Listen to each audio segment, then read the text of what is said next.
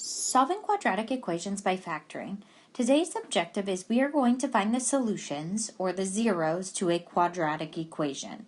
More specifically, solutions and zeros are also known as x-intercepts or roots.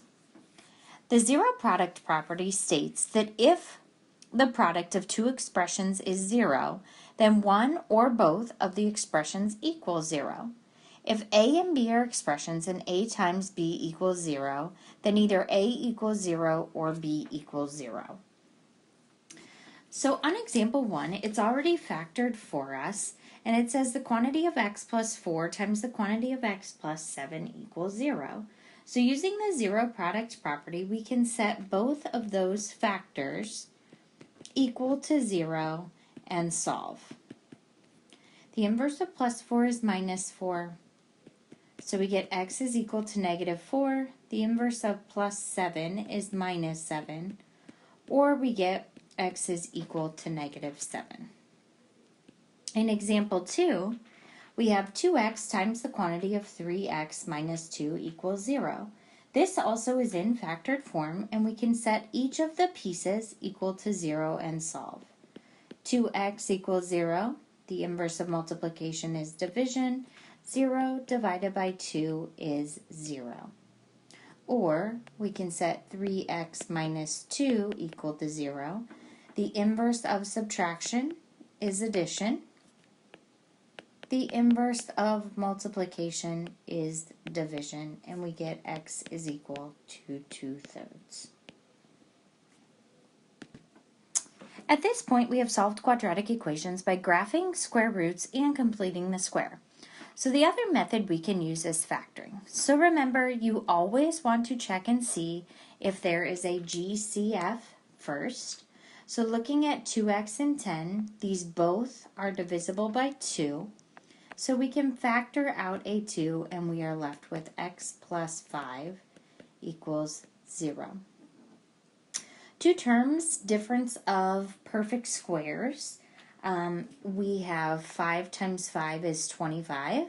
X times x is x, so we have 5x and 5x in the beginning of both of our binomials. Then we have, when we have the difference of two perfect squares, we have a plus and a minus as our signs, and 4 times 4 is 16. We also can have three terms and factor directly. So when we factor, remember, we guess and check in order to figure out what goes where. So our first two terms should multiply to get x squared, so x and x are our possibilities for that. Our last two terms should multiply to get negative 6, so we have 1 and 6, 2 and 3. We know in order to multiply and get a negative, we have one negative sign, one positive. And then we want them to add to get our center term. So if we have negative 6 and positive 1, when we check, this is factored completely. When we look at 2x squared minus x minus 3, I look at my first term. What times what gets me 2x squared? 2x times x. I need a negative 3, so my combination to get a 3, what multiplies to get a 3 is a 1 and a 3, and we want a negative 1 in the center. So guessing and checking, if I put a 1 here and a 3 here, if I make my 3 negative, my 1 positive, when you distribute it back out, 2x times 1 gives me 2x, negative 3x, and when we combine those, we would get negative 1x, which in fact matches, so we know we factored completely. In example 3, we want to solve by factoring. So in order to factor, we need it in standard form. So the first thing we want to do is subtract our 45 so that our quadratic equation is set equal to 0. When we factor this, we get x plus 5 times x minus 9. The zero product property, we take each of those factors, set them equal to 0, and solve using inverse operations. We then can graph this information on the coordinate plane. So we have a point at -5. One of our zeros is at -5. One of our zeros is at +9. We know that our y-intercept is at -45. So we can see that when these cross our x-axis, our zeros are in fact at -5 and -9. If a real number k is a zero of the function f of x equals ax squared plus bx plus c, then k is on the x-intercept of the graph of the function, and k is also a root of the equation. A zero of a function f is an x value for which f of x equals 0. Find the zeros of the quadratic functions. So when we look at example 4, f of x equals 2x squared minus 11x plus 12, the very first thing we want to look for is a GCF, and they have nothing in common. We want two numbers that multiply to get us 2x squared, which is 2x and x. We need two numbers that multiply to get to 12, so we have 1 and 12, 3 and 4, 2 and 6 are our only options. If we have -3 and -4, when we check our answer, we in fact get the original quadratic, so at that point we set each of our factors equal to 0 and solve using inverse operations. Inverse of multiplication is division, so we get x is equal to 3/2 and x is equal to 4.